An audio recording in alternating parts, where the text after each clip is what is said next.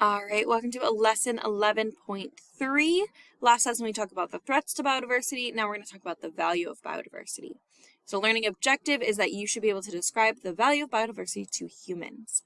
And by the end of this lesson, you should be able to define what NCPs are, describe the categories of NCPs, identify what makes some biological communities more resistant and resilient than others, and then also describe how humans try to assign value to biodiversity.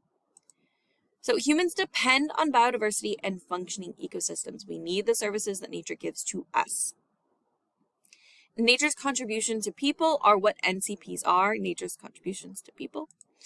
And they're a way to understand and recognize the contributions, both positive and negative, of living nature to people's quality of life.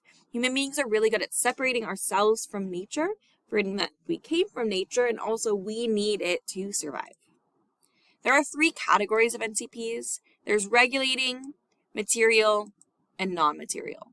Regulating provides regulating services, regulating the climate, cleaning the water, cleaning the air. Material is things that we get that we can sell, we can use, and then non-material is like experiences and cultural significance. So the next couple slides just goes through examples of each.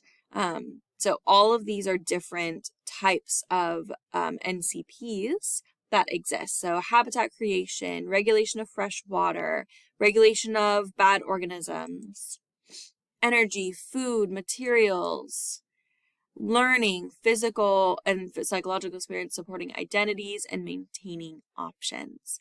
So here are our regulating services. Here are our material services, and then here are our non-material services.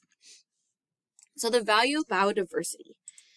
So one, we're talking about biodiversity for nature's sake. Variation in biodiversity affects ecosystem functioning. So just the ecosystem being able to survive and function as it should. As the number of species in an ecosystem or a community decreases, so do the measures of the ecosystem function. The less species there are to function and do all the things, the less functioning that can happen. So for example, in an experimental grassland, increasing plant diversity increases productivity, efficiency of nutrient use, and efficiency of nutrient retention. So all of those because there are more grasses there. So why does ecosystem functioning increase with increasing biodiversity? Because in diverse communities, there's a higher probability of having species present that make more efficient use of resources.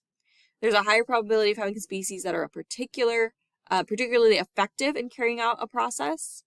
And then greater numbers of species that use resources in different ways.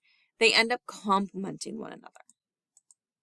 And more diverse communities are also more resistant and resilient. So resistant meaning they remain largely the same when faced with a potentially damaging disturbance. So even if a fire goes through, if there's enough species there, then many more of them are going to be able to bounce back a lot quicker and be a more similar ecosystem.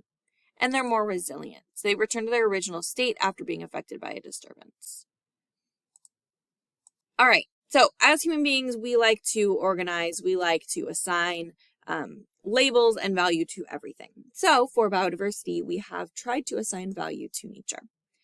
So there are direct economic assessments that convert those NCPs into monetary terms.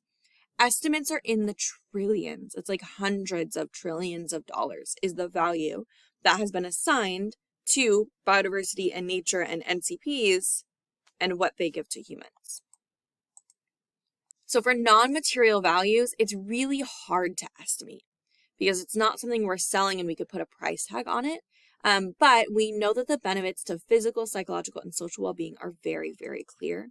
And there's also intrinsic value. Realistically, we don't need to be able to assign value to everything in nature and everything biodiversity-wise because species have a fundamental right to exist without their survival being challenged by humans.